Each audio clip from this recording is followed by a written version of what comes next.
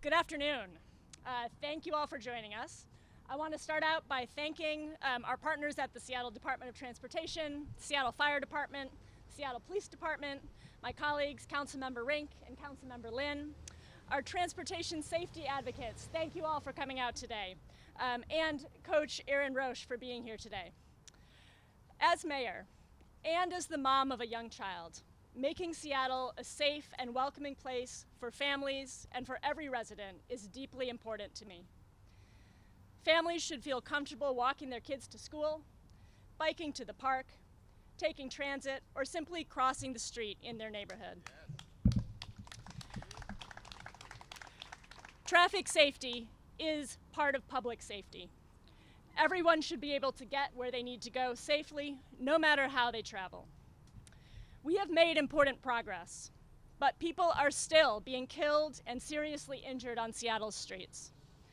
The simple truth is that despite having a Vision Zero commitment on the books for over a decade, Seattle has not met our goals on transportation safety. We are not on track to eliminate serious injuries and fatalities by 2030. And we still see too many headlines, too many ghost bikes, too many families in mourning. We know the tools that can make a difference: safer street designs, safer speeds, better crossings, and better visibility. SDOT's team has done outstanding work, and we have the data showing its impact on particular routes or intersections. But we have not achieved our goals yet because one department can't keep up with the scale of this challenge, and we have lacked the political will to do what works. This is what this executive order does. It directs the city to take this issue seriously, from how we design our roads, to how we manage our fleet of vehicles, to how we do enforcement. A key part of this order is accelerating existing safety projects, taking work already underway and helping it move forward faster. That includes Southwest Wildwood Place Protected Bike Lane and the 12th Avenue South Safety Project Phase 2. The order also advances safety improvements along some of Seattle's highest crash streets and expands the tools we have to address dangerous speeds and make crossings safer. Director Brady will talk more about what these actions mean on the ground and the specific improvements that SDOT will be advancing. And safer streets aren't something that any one department can deliver alone. This executive order also strengthens coordination across our city government and brings together the people responsible for different parts of keeping our community safe.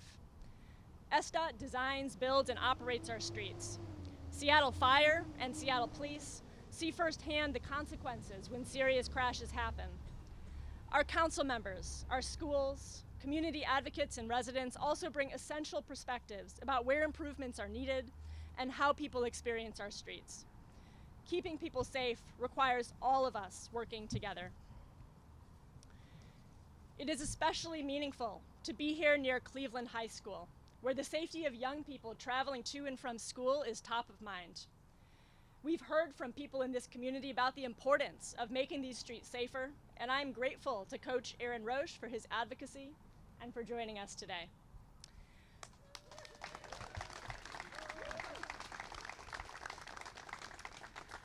Our young people should be able to get to school safely, and parents should feel confident as their children become more independent and navigate their neighborhoods. When we make our streets safer for young people and families, we make them safer for everyone. As a parent, I want my child and every child growing up here in Seattle to be able to experience their neighborhood and their city safely. We have important work underway. This executive order is about building on that work, strengthening our collaboration, and helping to move key improvements forward. And that is part of making Seattle a safer city and a great place to raise a family. And with that, it's my honor to introduce Coach Erin Roche.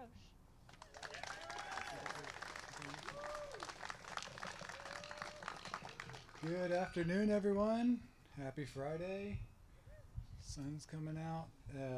Before I get into my 2-minute speech, let me start my watch there. I want to send some thank yous to some folks who have been really strong advocates for the work we started down at 13th Avenue South and South Lucile Street, just around the corner and at the Cleveland Playfield. First and foremost, the SDOT construction crews who started about 3 weeks ago and have already made some amazing progress down there. I talk to my athletes all the time about records and how you set your personal bests and set your personal records. You keep doing that, eventually you get a world record. SDOT, if you keep doing the work you're doing, eventually you have the world record in fastest safety projects in the world. So thank you to them. You can hold the applause for the end of the thank yous, please. Next is Sarah Colling, the programs manager for SDOT's Safe Routes to School program. She's been awesome in communicating with our group. We started a group called the Cleveland Playfield Traffic Safety Improvement Project. It's a mouthful, but it's a steering committee, and she's been a strong advocate for our work there. Again, with that group, we also have members from the Beacon Hill Safe Streets, the Rainier Valley Greenways, and the Seattle Streets Alliance who have been part of that. So I thank you to those groups, Georgetown Business Association, and our Rockstar CPT SIP volunteers from the Cleveland High School community, which includes staff members, coaches who I see out here in the audience, students, athletes, and their families, of course. SBU's Adopt a Street program, and this program manager, Jenny Frankel, has been really helpful in providing us supplies for our cleanups down there. So thank you to her and her team. Of course, Mayor Wilson and your staff and your office have been really supportive throughout your administration so far, especially with this Vision Zero signing. This is amazing. And of course to my lovely partner Anna Smoo, who she's an East Sider, grew up in Bellevue. She's a Wolverine, but we claim her as our own here as an Eagle at Cleveland High. Okay, so we are here at this spot specifically because of the work that's going on at South Lucile Street. And back in 2022, when I started coaching at Cleveland, we would do our training runs right across South Lucile Street. It was crazy busy, and we had a team, our first week of practice, with about 50 athletes running across that intersection. So right away I started, okay, I'm going to be the de facto crossing guard here, and we just kind of just posted up and waited for the long line of kids to cross the street. But I thought, there's got to be a better way here. We got to make some improvements here. So I don't know, it took me about 2 years to figure out how to do that. It took Seattle Parks Foundation gala and listening to what was going on at Cole Elementary and Queen Anne, and the work over at near Magnuson Park for another community group who was doing a park for traffic safety, and just kind of plugging away at connecting with the organizations in Seattle who could help calm traffic. Fast forward to 2024, I finally submitted a Find It Fix It request for that neighborhood, and got connected with SDOT's Brian Doherty. We talked about some low-hanging fruit that we could address, maybe just installing some crossing flags, putting up some yard signs. We've done that. The yard signs have survived a whole year and a half, which is kind of incredible. So just things like that. So we've kind of this group has been advocating for traffic calming for over a year and a half now. And some people are saying, oh, they're finally installing something. And I'm thinking, well, I mean, 2 years, that sounds like rapid speed to me. It's civic projects that I've worked for. I can't imagine something getting implemented within a year and then the promise that it's going to be happening, and now the work's going to be done hopefully by the start of, or right after the start of the school year. So long story short, we're here, 2026, work starting. It's taken many emails, a letter writing campaign to a lot of civil minded folks who were advocating for us and with us. But the number one method here, or number one message here, is patience. As a running coach, as a runner myself, patience is the key. Nothing happens overnight. So you just kind of have to plug away, grind away sometimes, and make sure you're being patient, make sure you're connecting with the folks that can help you along the way. It takes a village. Thankfully, this community here at Cleveland has been very supportive, and I think that's pretty much all I need to say today. I appreciate everyone's help, everyone's support, the focus on the Vision Zero program, and let's keep up the good work. There's more to be done. Cleveland Playfield's got a lot of English ivy that are wrapping around some trees. I know my partner's really interested in leading some of that work. So we if something looks like trash, we're going to treat it like trash. So we want to make sure we beautify these areas and make sure it's safe, and the streets can be navigated pretty well for all ages. So thanks everyone. Okay, 5 minutes. That was 3 minutes over. This is Angie Bryant. Hi, everybody. I'm SDOT Director, Angela Brady. Good to see everybody. Thanks, Coach. Thanks, Mayor. At SDOT, our goal is straightforward. Everyone should be able to get where they need to go safely. We know street design can make a real difference in preventing crashes and reducing their severity when they do happen. That's why our teams are working every day across Seattle to redesign streets, improve crossings, reduce dangerous speeds, and build safer connections for people walking, biking, rolling, taking transit, and driving. The Mayor's executive order builds on that work, and it helps us move priority projects forward and expand proven safety improvements across the city. That includes advancing near-term improvements on our high-injury network, the streets where we see a disproportionate share of serious and fatal crashes. We'll be making safety upgrades at 19 identified high collision locations, including locations along Rainier Avenue South, Aurora Avenue North, and 5th Avenue. We'll also be adding pedestrian head start signals at 40 intersections, giving people walking a few extra seconds to enter the crosswalk before vehicles get a green light. I want to note here, we've already added pedestrian head start signals to nearly 90% of walk signals citywide, where the improvement can be easily implemented, and we've seen a nearly 50% drop in the number of people hit by turning cars at crosswalks with this improvement in place. Thank you. Additionally, we'll continue using tools such as traffic calming, improved visibility, automated traffic safety cameras, and signal operations to address dangerous speeds and making crossings safer. Vision Zero isn't one project, it's not one type of improvement. It's an ongoing commitment to learn, to respond, and to use tools available to make our transportation system safer. In May of this year, my team at SDOT adopted a new fatal crash response policy so that when a fatal crash occurs, we have a consistent process for reviewing what happened, identifying immediate needs, and considering additional safety improvements at those locations. It's one example of how we continue to learn, respond, and strengthen our approach to Vision Zero. And you can see our work right here near Cleveland High School, as Coach just covered with you. Our SDOT team is working together to deliver safety improvements in this area, including new marked crosswalks, ADA curb ramps, and flashing beacons. This work also reflects our broader Safe Routes to School efforts and our partnership with Seattle Public Schools to make it safer and easier for students and families to get to and from school. With the school year approaching, this is a tangible example of what our work is ultimately about, making everyday trips safer for students, families, and everyone who uses our streets. And I want to thank Coach Aaron Roach and the Cleveland High School community for advocating for safety in this area. Their voices help us understand where improvements are needed most and why this work matters. We cannot do this work alone. It takes partnerships across city departments with elected leaders, advocates, schools, and communities.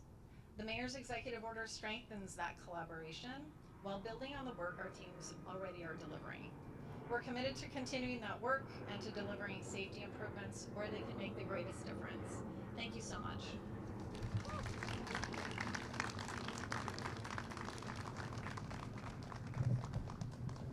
Oh, adjusting because I'm short. Thank you. I appreciate that. Hello, everyone. I am Alexis Mercedes Rink, your Seattle City Council member representing the Office of Position 8, one of the at-large citywide council offices, and I am your vice chair over the Transportation, Waterfront, and Seattle Center Committee. And every morning in this city, thousands of us make a choice of a bet we shouldn't have to make. We bet that the crosswalk will be enough.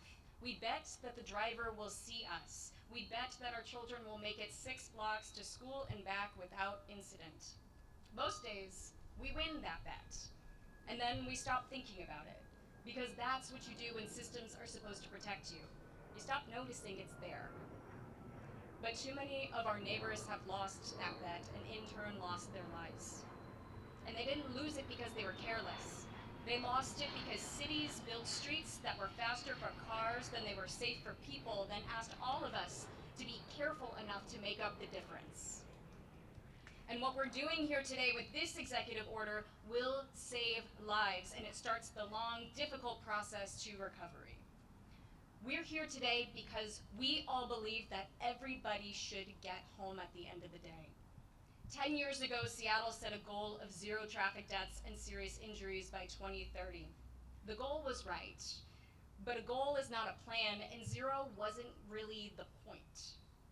The point is the people behind that number. The point is your neighbor, your coworker, your kid's school teacher. And right now, too many of them don't make it home. And I want to note that that danger isn't random. It isn't shared equally. Deaths in our community concentrate on a handful of arterials. Aurora Ave, MLK Way, Rainier Ave, and many more. You could draw the map of who dies in this city onto a map of where we've historically underinvested in, and those lines more than often overlap, do not overlap.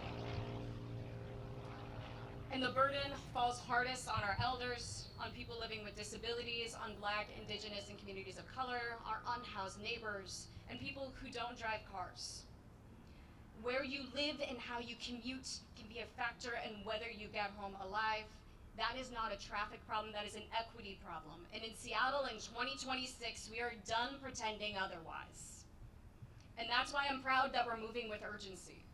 Not with another study, not with another decade-long planning process, but with action now for people who cannot afford to wait another 10 years for the next arbitrary deadline. This isn't about paint on pavement for its own sake. It's about a mother living off of Aurora Avenue not squeezing her child's hand a little tighter every time they cross the street.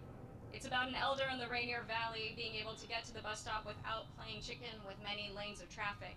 And it's about saying, finally, out loud with the force of city government behind it, your life is worth more than someone else's convenience. I want to thank our transportation safety advocates who have been here alongside my office every step of the way, pushing for years for these much needed safety improvements. And I want to thank Mayor Wilson and her team for working with my office over the past couple of months to craft this executive order. Thank you for showing real leadership on traffic safety. Now, this executive order initiates tangible actions that will make real impact for communities across the city. Actions like intersection daylighting to improve visibility for our pedestrians, side guards to protect pedestrians, bikers from large trucks and other state-of-the-art safety retrofits for our city contracted vehicles, and a process to speed up projects and deliver on safety investments now on Rainier Ave, Aurora Avenue, and MLK Way. Now, here's what I know. No city has ever regulated its way to safety with a press release. This only works if we keep showing up after the media cameras leave. When it's just budget line items and construction schedules, and somebody has to keep asking why a project is behind schedule. Now that somebody is going to be me, and I'm asking for it to be you too. Because again, 0 and Vision 0 was never really the point. The point is the lives we've saved along the way to keep that number 0. All of them making it back through their front door tonight. Everybody gets home. Let's now make sure that's true. Thank you.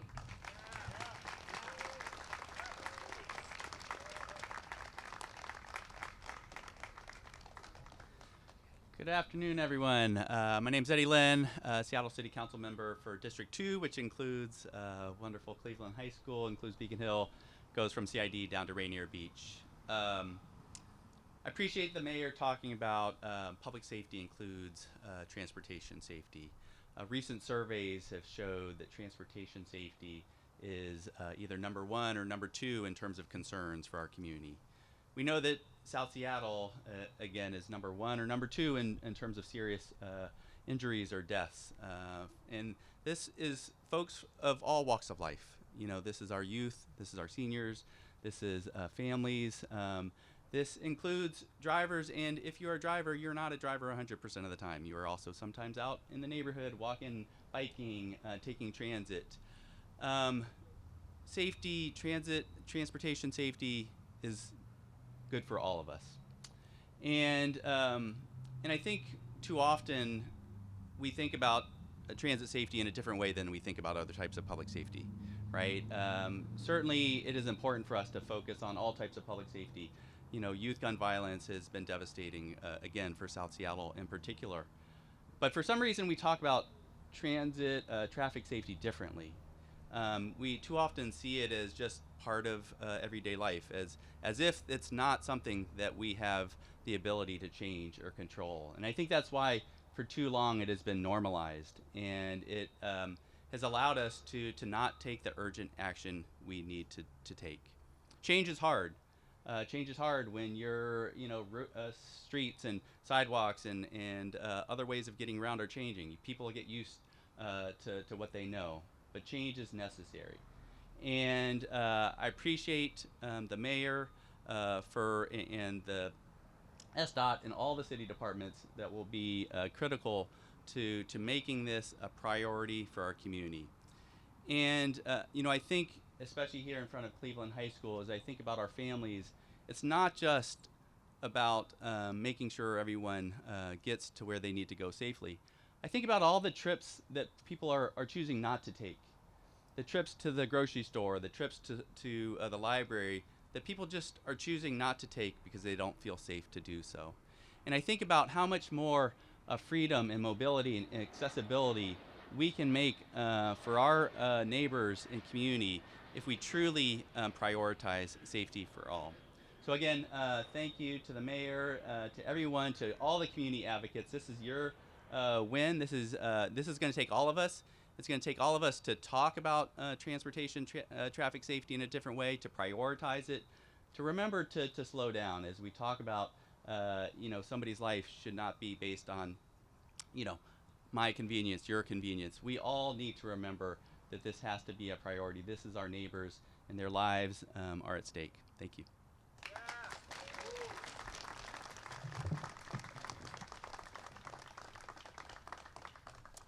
Hi, I'm Captain Tim Taylor. I'm the captain of Fire Station 21 in the Greenwood neighborhood. I'm also one of the liaisons from the fire department to SDOT.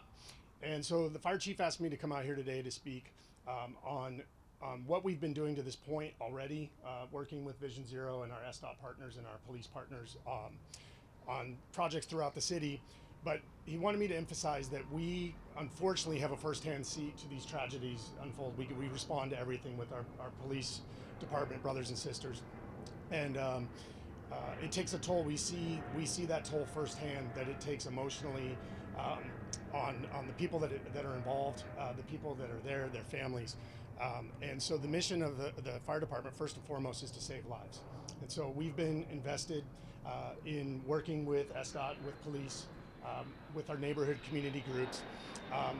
We have been working already with the Vision Zero team to have a holistic and collaborative approach to building these projects that keeps in mind the response needs for the fire and for our police, but at the same time keeping in mind the heart of what this initiative is designed to do. So we're still working on that collaboratively, and we're still very engaged on that level. Projects that have already happened and projects that are undergoing. Thank you.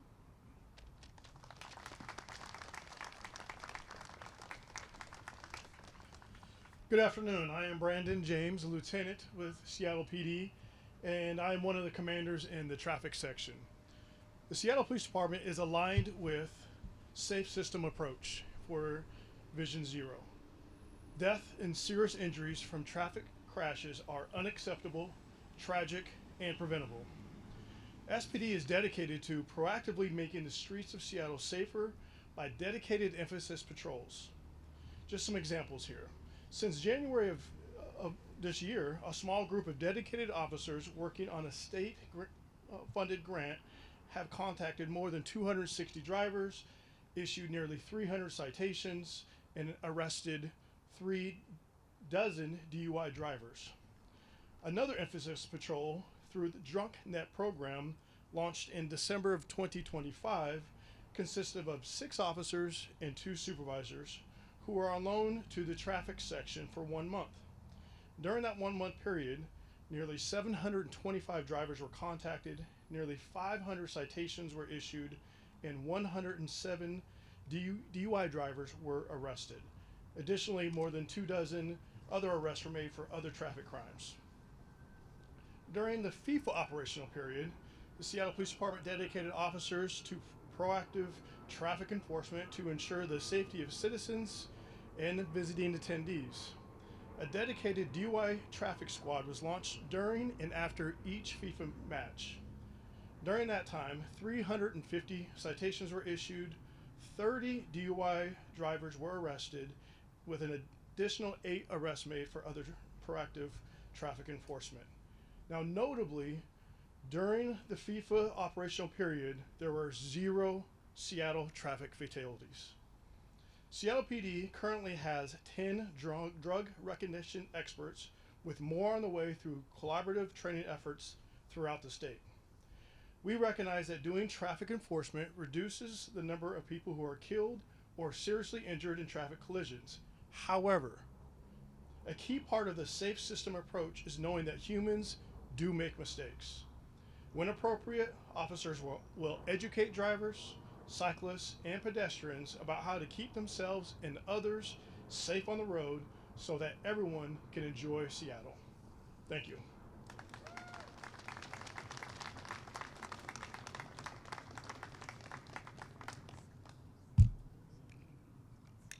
Good afternoon. My name is Gordon Padelford. I'm the Executive Director of the Seattle Streets Alliance, and I want to put the mayor's bold action today in some historic context. I was there at the press conference in 2015 in Lake City when Vision Zero was announced as a bold new direction for the city. And since then, across the United States, speeding has been rampant, distracted driving is increasing, intoxicated driving remains stubbornly high, and the proliferation of SUVs and passenger trucks that are too large for our streets is having deadly consequences, especially for pedestrians. But in the face of these headwinds, Seattle is safer than many of our peer cities. San Francisco, Minneapolis, Washington DC, Philadelphia, Portland, and Denver. And that's a laudable achievement we should take a moment to recognize. And it's thanks to the Vision Zero program's efforts to set safer speed limits, implement traffic calming, and build safer crosswalks. But we must do more. In 2025, more than 200 Seattleites suffered life-altering injuries, and 27 lost their lives. And something we've come to know while working on this issue is that these are not statistics, these are not numbers, these are families, these are individuals with communities and friends and colleagues, and the ripples of devastation that happen from each of those incidents affects people for a long, long time. And there are stories behind each of those. And I would implore the media today to humanize the people behind the statistics, to think about why they're not able to get home to their loved ones, and what we can do to make sure everyone gets home safely. Because in the end, this is a choice that we're making as a society for how our grand transportation system works. And in Seattle, 80% of pedestrian fatalities occur on multiple lane arterials.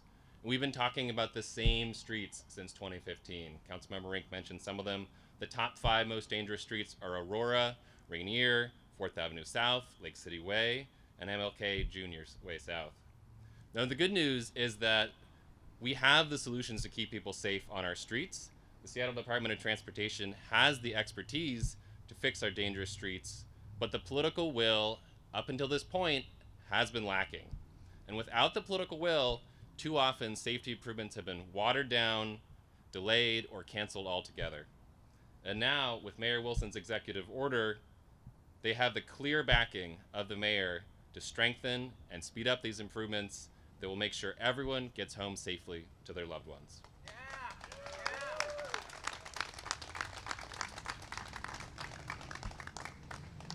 And some of those improvements can look like major street redesigns, like redesigning Aurora Avenue or Rainier Avenue South. Other times, those projects may be small but meaningful improvements, like improving intersection visibility through hardened daylighting, or they can be at the policy level, like installing side guards on our trucks, as we know that half of all people biking and a quarter of all people walking who are hit by large trucks are actually hit by the side of a truck first, which would be preventable if side guards were ubiquitous.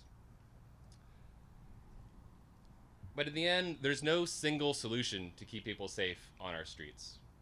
We need a comprehensive approach like the one Mayor Wilson outlined today. But there is one key ingredient, and that is political will. And finally, today in Seattle, we have it, thanks to Mayor Wilson's action today and her determination and strong leadership to see it through implementation. Thank you.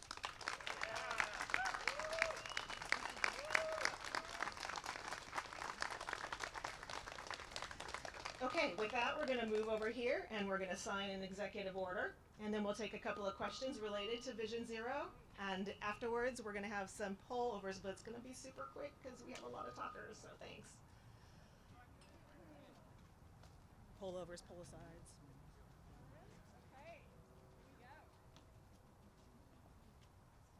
They're both the same? We got two of them.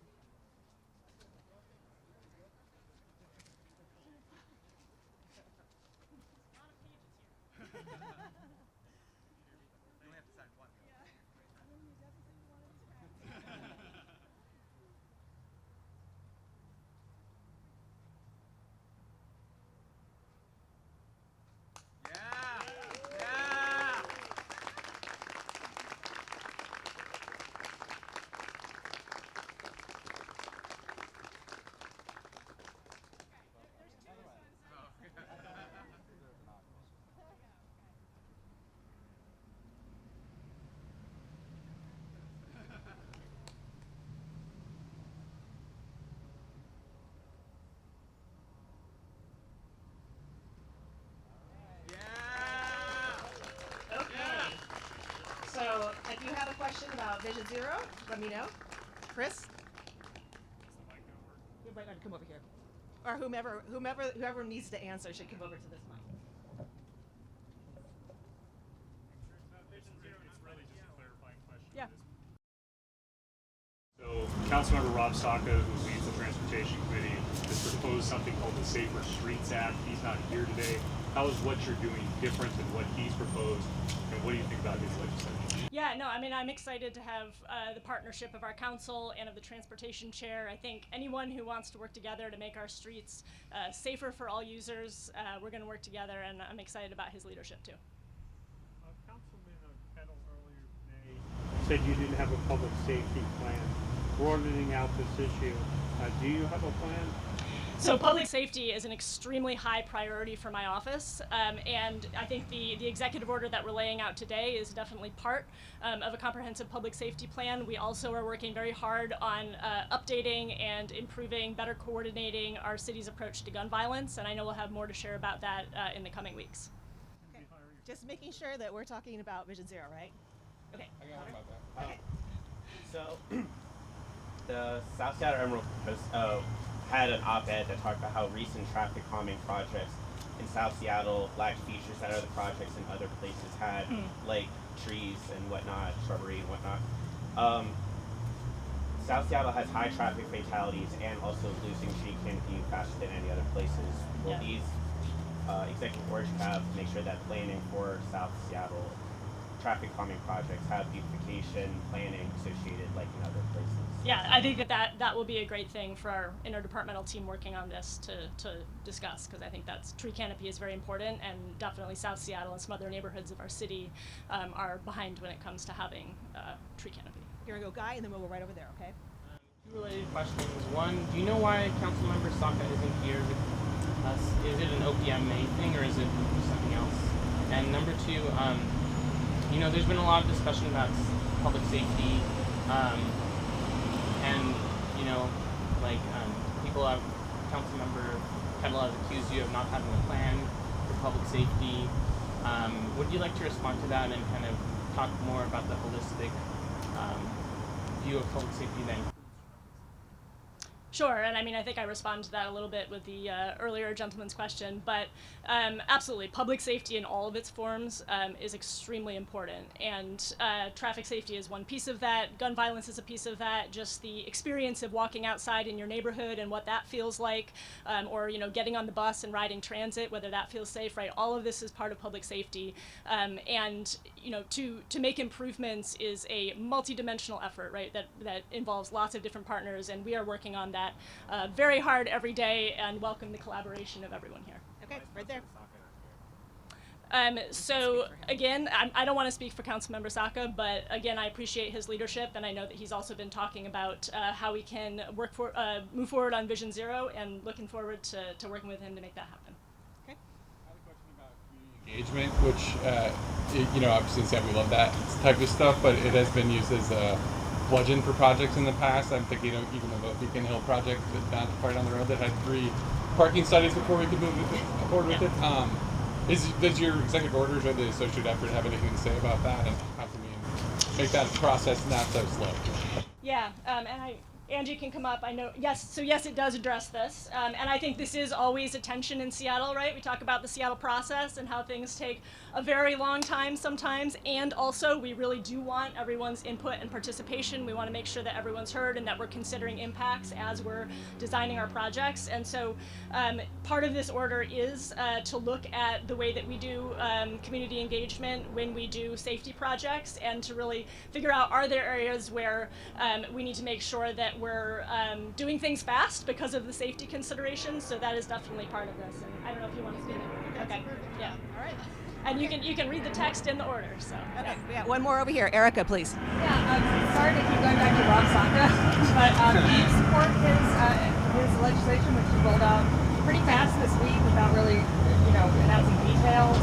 I think I need to see the details. So this is part of why I think it's going to be a conversation with his office as we learn more about in detail what he has in mind there. Do you consider this more substantive than what he's proposing? I think people can judge for themselves. I mean, also as the executive, there are a lot of things that we have the ability to do working in our departments in terms of execution. So it's just a different role, right? So our council is the legislative body, and so looking forward to working with Councilmember Saka. Okay. Thank you, everyone. We can do 1 or 2 poll asides over here. I think we talked to Chris and Dan, and then we got to let the mayor go. And Madeline.